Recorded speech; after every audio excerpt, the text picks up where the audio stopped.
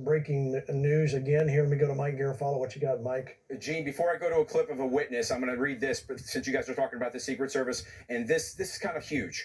Breaking, and this is from the Federalist, from Sean Davis. He says, a source familiar with Trump's security detail tells the Federalist that the former and future president's detail, has been asking for beefed up protection and resources for weeks, but has been rebuffed time and again by Joe Biden's Department of Homeland Security, which oversees the Secret Service. That is a big deal. Now we're going to listen to a witness who saw the shooter on the roof and tried to inform the police and the Secret Service, not seconds, but minutes before Donald Trump was bloodied. And listen to the rally, right? We couldn't see him, but we could hear him. So we walked up, and probably 5 to 7 minutes of Trump speaking. I'm estimating here. I have no idea, but we noticed a guy crawling, bear crawling up the roof of the building beside us, 50 feet away from us. So we're standing there, we're pointing at the guy crawling up the roof. And he had a gun, right? He had a rifle. We could clearly see him with a rifle. Absolutely. We're pointing at him. The police are down there running around on the ground. We're like, hey, man, there's a guy on the roof with a rifle. And the police are like, huh, what? Like they didn't know what was going on. We're like, hey, right here on the roof. We can see him from right here. We see him. He's crawling. And next thing you know, I'm thinking to myself, why is Trump still speaking? Why have they not pulled him off the stage?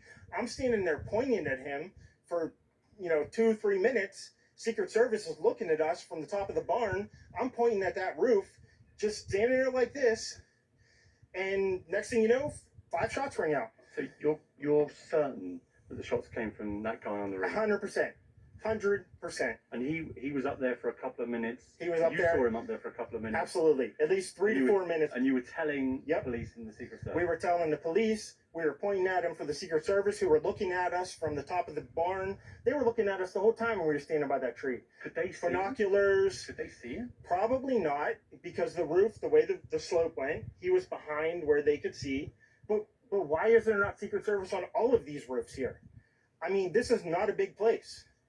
Did you see, obviously everyone, when the shooting started, everyone was very panicked. Did you see what happened to him at all? Oh yeah, they blew his head off. Okay, sorry. Secret Service blew his head off. Okay, just be careful because we don't quite know who's watching, but you're pretty sure they shot the guy? Absolutely, 100%. Okay. Yep. You saw that happen? Yep. Okay. Yep. And did you see them go up to him afterwards, or? They crawled up on the roof. They had their guns pointed at him, make sure he was dead. He was dead, and that was it. It was over. And watch the ring. Gene, you just heard that. What that gentleman said was very, very important right there. Why were there not Secret Service agents on every roof in the area? Because they didn't have enough manpower. And from what I just read you from the Federalist, they asked for more. They were denied. Lance, this is, now I know it's early on in the game, early on in this incident. I hate to say game, but this is devastating news. Yeah, it is. So, we're breaking the news here. No, I guarantee you're not going to hear this report on CNN, folks. So I think we really need to rattle the drums and beat the garbage can lids and make sure this story gets out. That the Biden administration's denied Secret Service protection sufficient to be able to protect Donald Trump, and it's not protecting Kennedy.